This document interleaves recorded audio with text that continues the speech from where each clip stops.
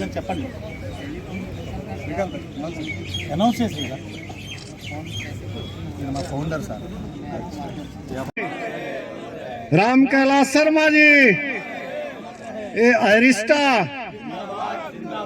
All India railway signal and telecom staff association.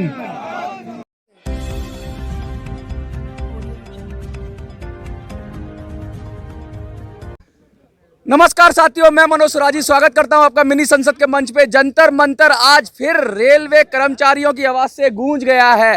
Railway signal पर जो लोग होते हैं, जिनका जीवन सिग्नल मैन के नाम से जिनको जाना जाता है, जिनका जीवन का बहुमूल्य समय इस बात में गुजर जाता है कि दूसरे का जीवन सुरक्षित रहे, ये वो लोग हैं जो दिशा और दशा तय करते हैं ट्रेन की कि ट्रेन को कब लाल बत्ती देनी है और कब उसको हरी बत्ती देनी है।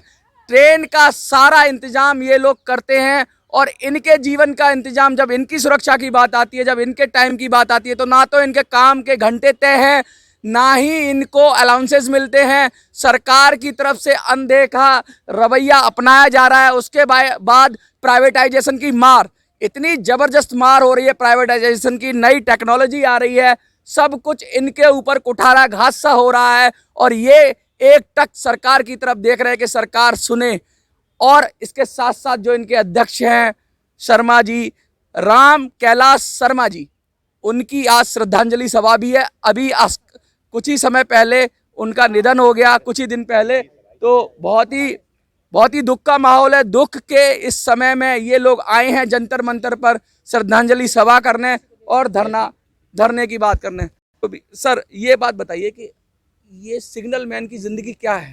एक सिग्नल मेंटेनर की ज़िंदगी होती है कि जिस तरह के हर एक रेलवे का सिग्नलिंग सिस्टम वो पूरा मेंटेन करता है और सेफ्टी, इकोनॉमी और स्पीड तीनों को तय करता है। उसकी ज़िंदगी को जब तय करने की बारी आती है तो सरकार बेरुखा रवैया क्यों अपना लेती है?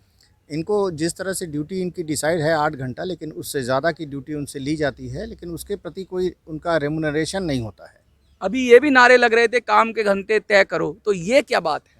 काम के घंटे जो 8 घंटे सुनिश्चित रेलवे के नियमों के द्वारा जो सुनिश्चित की गई है, उसको 8 घंटे ही तक ही सीमित रखने के लिए हमारी ये मांग थी। आप लगातार मांग उठा रहे हैं, अलाउंसेस की भी बात कर रहे हैं, काम के घंटे तय करने की बात कर रहे हैं, तो ना खाता ना वही वाली बात हो गई कि जैसे चाहे जो सिग्नल पे लोग हैं, जो सिग्नल को मेंटेन करते हैं, उन सबको जैसे चाहे शोषण हो रहा है, आपको लगता है? जी बिल्कुल शोषण हो रहा है उनका, और ये शोषण तभी ठीक हो सकता है जब उसके हिसाब से उसको 8 घंटे की ड्यूटी तय हो और वो ड्यूटी करके अपने परिवार को भी देख कर सके। क्या कोई चार्टर नहीं है, क्या कोई कायदे कानून नहीं है, या उनका इम्प्लीमेंटेशन नहीं हो रहा है? कायदे कानून है लेकिन इम्प्लीमेंटेशन नहीं है। जैसे आज जो शर्मा जी हैं, उनकी भी आपके जो अध्यक्ष थे, उनका अभी निधन हो गया, तो उसके लिए भी श्रद्धांजलि है, तो उस विषय पे क्या कहेंगे आप? आज हमारे राष्ट्रीय अध्यक्ष जो इस एसोसिएशन संगठन के फाउंडर मेंबर थे, आज हमारे बीच उन्हीं के जो फाउंडर मेंबर्स में से एक माननीय के हसन साहब भी उपस्थित हैं, जो 1967 से इस मुहिम को लेकर के आज हम 2022 में इस जंतर मंतर पर खड़े हैं। तो इस तरह की मुहिम में आज हमारे अध्यक्ष जी की जो योगदान है वो एक सराहनीय काम था और आज हम सब उनकी श्रद्धांजलि अर्पित कर रहे हैं। हसन जी, आप तो फाउंडर मेंबर हैं इस संस्था के और आपने बहुत बड़ा दौर देखा है। आपके आंखों के सामने से 50 सालों से ज़्यादा का वक्त तो निकल ही गया होगा, मुझे लगता है। क्या लगता है तब क्या था और अब क्या है, और क्या कुछ बदली है ज़िंदगी जो सिग्नल पे रहते हैं? नहीं, 56 साल की इस लड़ाई में कुछ तो तब्दीली आई, लेकिन जो आनी चाहिए थी वो अभी भी नहीं आई। आपका मतलब सुधार हुआ है? सुधार हुआ है। 56 साल लगातार लड़ते रहें, झगड़ते रहें, मांगे उठाते रहें, तो कुछ ना कुछ तो फ़र्क पड़ा है। क्या बेसिक चीज़ ऐसी मिल जाए जिससे कि लोगों की ज़िंदगी आसान हो जाए? और अब जो प्राइवेटाइजेशन की बात हो रही है, जो नई टेक्नोलॉजी आ रही है, उसमें तो फिर जॉब्स भी रिड्यूस होंगे, तो क्या देख रहे हैं आगे, भविष्य क्या देख रहे हैं आप? नहीं, भविष्य बहुत अच्छा नहीं है। रेल का ही भविष्य बहुत अच्छा नहीं है, और अगर रेल का भविष्य अच्छा नहीं होगा तो हम लोगों का भविष्य भी अच्छा होगा नहीं। प्राइवेटाइजेशन की वजह से मतलब स्टाफ की संख्या कम की जा रही है और काम ज़्यादा लिया जा रहा है, और तकरीबन 2 लाख से ज़्यादा वैकेंसीज अभी भी रेलवे के अंदर मौजूद हैं, उनको भरा नहीं जा रहा है। तो इस वजह से जो लोग काम कर रहे हैं उनके ऊपर ज़्यादा बोझ पड़ा हुआ है, और इसी वजह से ये जो 8 घंटे वाला रूल है ये कायदा है, ये लिखा हुआ है, ये सब कुछ है, इसके ऊपर जुर्माना हो सकता है, लेकिन वो लागू नहीं हो रहा है। सर एक बात बताइए, थोड़ा सा इधर आ जाइए आप, यहाँ पे बीच आ जाइए। मैं ये बात पूछना चाह रहा हूँ आपसे कि ये जो कह रहे हैं बात, काम का बोझ बहुत ज़्यादा है, उस बोझ की वजह से गलतियाँ हो सकती हैं? उसका बोझ की वजह से सर गलतियां तो हमारे स्टाफ नहीं करते हैं, मगर गलतियां अनजाने में हो जाती है। इससे सबसे बड़ी बात है कि इससे हमारे काफ़ी सिग्नल एंड टेलीकम्युनिकेशन डिपार्टमेंट के स्टाफ जो है महीना में एक रन ओवर हो जा रहे हैं, जिनका कि परिवार को देखने वाला बाद में कोई रह नहीं जाता है।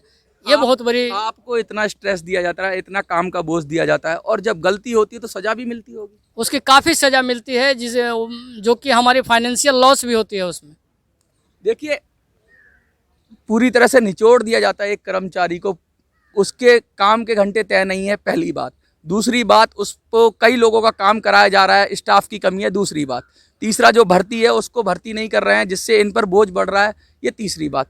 चौथा, जब इतना बोझ होगा, इतना स्ट्रेस होगा, गलती तो होगी, गलती के बाद दंड भी इनको भुगतना पड़ रहा है, तो सब तरफ से आपको मारा जा रहा है। सब तरफ से मारा जा रहा है सर, सब तरफ से। क्या करेंगे आप? इसीलिए तो हम लोगों ने आज यहाँ धरना प्रपोज किया है कि भाई इस धरने के कारण हमारा डिमांड पूरा हो, हमारे जो वैकेंसीज हैं उसको भरा जाए, हमारी जो 8 घंटे की ड्यूटी है उसे सुनिश्चित किया जाए, नाइट फेलोर गैंग की व्यवस्था किया जाए।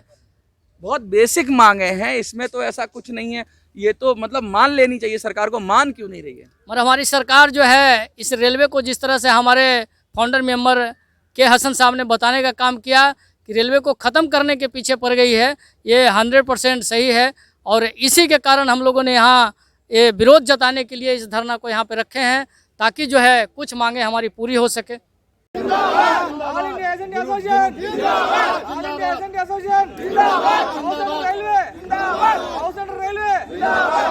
Kailash Sharma ji, Ram Kailash Sharma ji, Ram Kailash Sharma ji, SNT staff association जिंदाबाद, all India SNT staff association जिंदाबाद। जिंदाबाद।